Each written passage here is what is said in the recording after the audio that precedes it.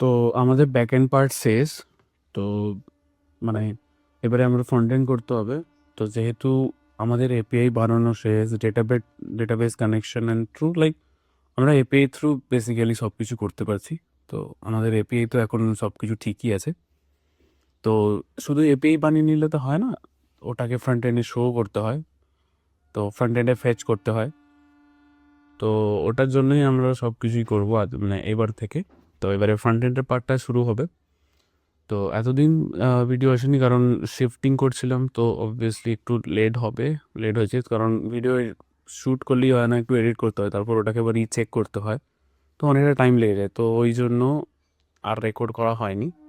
তো এবার থেকে আশা করছি যে সব কিছুই আসবে, তাড়াতাড়ি ব্যাক টু ব্যাক ভিডিও আসবে। তারপরে অ্যাপার্ট ফ্রম এই সিরিজ, টু সিরিজের বাদ দিয়েও আমি হয়তো আলাদা কিছু আরও ভিডিও কন্টেন্ট আনবো।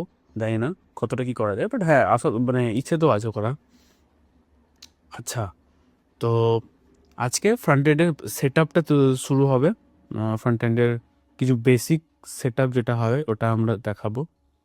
তো ফার্স্ট অফ অল আমাদের যেরকম ব্যাক এন্ড আছে ওরকম একটা ফোল্ডার করতে হবে। তো এটা হচ্ছে আমাদের রুট ফোল্ডার, ঠিক আছে?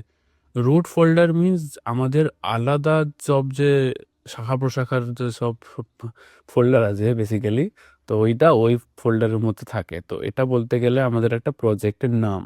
আমি টু প্র্যাকটিস দিয়েছি, তোমাদের হয়তো টু হতে পারে, আলাদা কিছু হতে পারে। তো এটা হচ্ছে প্রজেক্টের নাম। ওখানে ব্যাক এন্ড আছে, গিট ইগনোর আছে, কারণ আমি গিটে কিছু কিছু ফাইল বা ফোল্ডার আমি গিটে দিতে চাই না। তো এখানে ওইগুলো মেনশন করলে এই ফাইলটায় ওগুলো যায় না গিটে। আচ্ছা, তো তারপরে আমাদের ব্যাকএন্ড আছে, ব্যাকএন্ডের মধ্যে সব ফোল্ডার তো থাকবেই। তো আরও একটা দরকার হচ্ছে ফ্রন্ট এন্ড। তো আমরা অবভিয়াসলি ফ্রন্ট এন্ডের একটা ফোল্ডার বানাবো ফ্রন্ট এন্ড লেখার জন্য, ঠিক আছে? Front end. তো এবারে আমরা দুটো সেপারেট করে নিতে পারলাম, যে একটা ফ্রন্ট এন্ডের জন্য লেখা হবে আর একটা ব্যাক এন্ডের জন্য কোড লেখা হবে। তো এদের একটা ভালো করে একটা ফোল্ডার বানানো হয়ে গেল। আচ্ছা, তো এবারে ফ্রন্ট এন্ড ফোল্ডারে কি করতে হবে? অবভিয়াসলি ফ্রন্ট এন্ড ফোল্ডারে গিয়ে আমাদেরকে একটা নিউ প্রজেক্ট ক্রিয়েট করতে হবে। দুটো ডিফারেন্ট প্রজেক্ট, দুটো স্ট্যান্ডালোন প্রজেক্ট, আমরা একই প্রজেক্ট ইউজ করছি। আচ্ছা, এটা যত প্র্যাকটিস করবে তোমরা বুঝতে পেরে যাবে কি পারপাসের জন্য কি ইউজ করা হচ্ছে, আর কেনই বা করা হচ্ছে। একটু অবভিয়াসলি দেখলে বোঝা যাবে, বাট যারা বুঝতে পারছো না তারা আরও একটু প্র্যাকটিস করবে, কি কি বলতে চাইছে একবার গুগলে সার্চ করে নেবে। ওইগুলো তোমরা তারপরে বুঝতে পেরে যাবে, কোনো হাতি ঘোড়া ব্যাপার নেই, সব বুঝতে পারলা। আচ্ছা, তো আমরা কি করব? ফ্রন্ট এন্ডে যাব। আচ্ছা, আমি আরেকটা জিনিস বলি, ফ্রন্ট এন্ড আমরা ক্রিয়েট এইভাবে করব না, ফ্রন্ট এন্ড আমরা ক্রিয়েট করব থ্রু টার্মিনাল। এটাকে আমি কেটে দিলাম। তো এখানে একটা কমান্ড থাকে হচ্ছে npm create vite @latest and এখানে থাকবে ফ্রন্ট এন্ড। এই ব্যাপারটা এবারে বলি শোনো। তো ফার্স্ট অফ অল npm একটা অবভিয়াসলি নোট প্যাকেজ ম্যানেজার, এটা হলো। আর ক্রিয়েট একটা তার একটা প্রিফিক্স বা যে কেউ বলতে পারো একটা নাম। ভিট একটা বান্ডেলের নাম, যেখানে আমাদের অনেক কিছু বানাতে এবং বান্ডেল প্রোভাইড করে। আমরা রিয়াক্টের থ্রুও করতে পারি। এই যে একটা রিয়াক্টের ফ্রন্টেন্ড বানাবো, ওটা রিয়াক্টের থ্রু অফিসিয়াল থ্রুও করা যায়। ওইটা কেমন করা যায় তোমরা একটু নিজে সার্চ করবে, দেখবে কেমন কি করা হয়। ওর তোমরা ওইভাবে করলেও হবে, বাট ওইখানে একটু বেশি লোড থাকে আর এটা একটু বেশি পলিশড।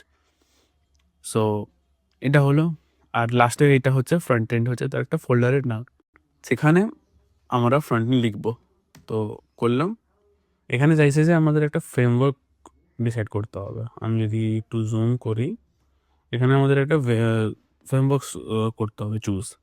তো প্রথম ভ্যানিলা মানে পিওর জাভাস্ক্রিপ্ট, ভিউজেস ওটাও একটা এসপিএ, বাট ওটা আলাদা ব্যাপার। আর রিয়্যাক্ট, আমরা রিয়্যাক্ট চাই, তো রিয়্যাক্ট দেবো। আমরা এখানে কোনো কিছু জানি না, ঠিক আছে? অ্যাপার্ট ফ্রম জাভাস্ক্রিপ্ট আমরা কিছু জানি না, তো জাভাস্ক্রিপ্ট দেবো। এটা কি আমি জানি না, তো নেবই না অবভিয়াসলি, তো নো করবো। এটা বলছি start with npm start and start no, তো এটা হবে, এটা করার দরকার নেই। আমরা নো করবো, আমরা ম্যানুয়ালি করতে চাই, তো নো করে দেবো। আচ্ছা, তো এবারে আমরা কি করব? ফ্রন্ট এন্ডের ভেতরে যাব। অবভিয়াসলি আমরা ফ্রন্ট এন্ডের ভেতরে না গেলে কেমনই কী করবে। ফ্রন্ট এন্ড গেলাম। এবারে আমরা করব কি? npm install.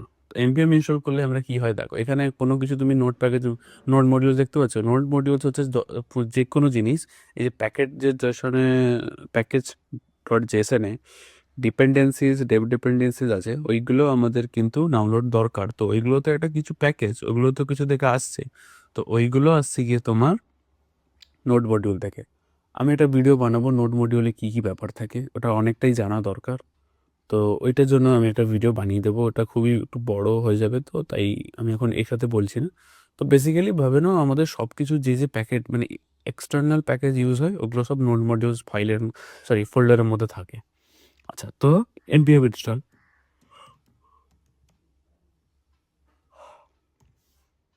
তো তো npm ইনস্টল করবো। npm ইনস্টল করলে নোড মডিউল চলে আসবে, তোমরা নিজেই দেখো।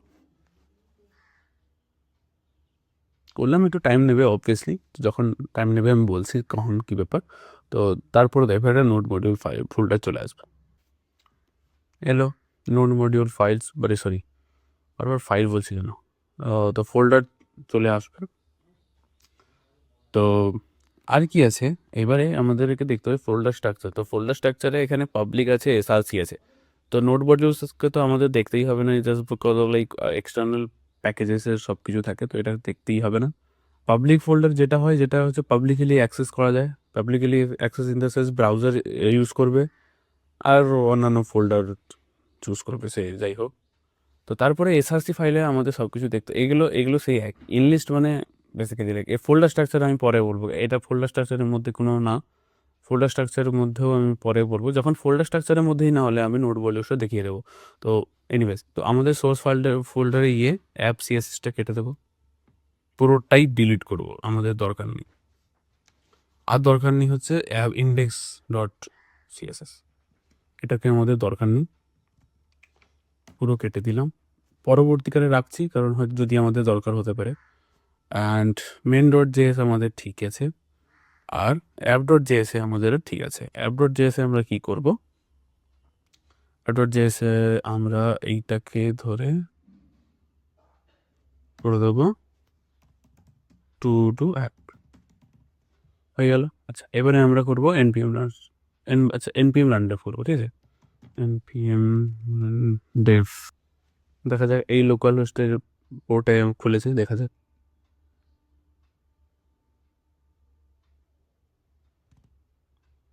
আচ্ছা, তো আমরা ইম্পোর্ট করছি অ্যাপ ডট সিএসএসকে, বাট অ্যাপ ডট সিএসএস তো নেই, কাটো। তো হলো টু ডু অ্যাপ চলে এসছে। আচ্ছা, এইবারে আমাদের যেহেতু সব কিছু চলছে, হ্যাঁ, তো এইবারে আমরা কিছু আলাদা ফোল্ডার বানিয়ে নিই যেগুলো আমাদের দরকার। তো এসআরসির মধ্যে আমরা করব কম্পোনেন্টস, পেজেস অ্যান্ড সার্ভিসেস। তো এটা কেন দেখাচ্ছি, বলে দিচ্ছি। কম্পোনেন্টস হবে কম্পোনেন্টস হচ্ছে বেসিক্যালি, ধরো এখানে আমি গেলাম, এইটা হচ্ছে একটা এটা তো একটা ন্যাপ বার, তো এটা একটা কম্পোনেন্ট, এটা একটা লোগো, এটা একটা কম্পোনেন্ট। তো এই মাইক্রো কম্পোনেন্ট আর মানে ভাস্ট কম্পোনেন্ট, যে কোনো কম্পোনেন্ট বানানোর জন্য আমাদের কম্পোনেন্ট ফোল্ডার দরকার হয়। আচ্ছা, আর কি ফোল্ডার দরকার হবে, আমাদের দরকার হবে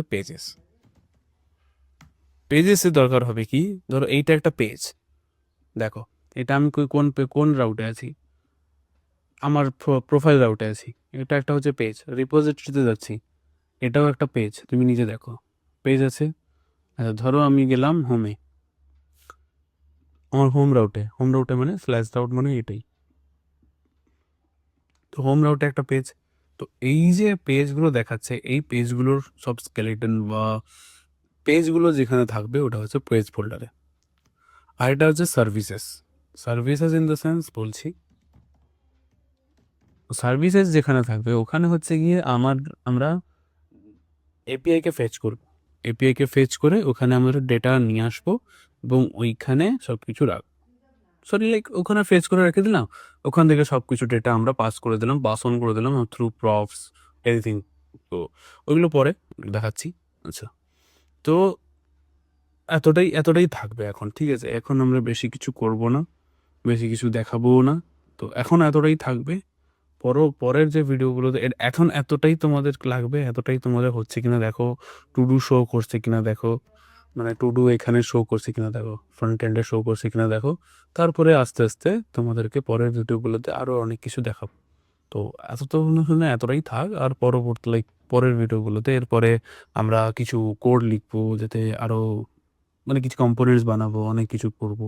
তো পরে দেখা যাবে, ঠিক আছে? এরপরে ভিডিওগুলো আসতেই থাকবে, এবারে তোমরা দেখতে পারো, অসুবিধে নেই। তো এতদিন রাখছি, পরের ভিডিওতে আবার ফ্রন্ট এন্ডে সব কিছু পার্ট ডিসকাস করা হবে।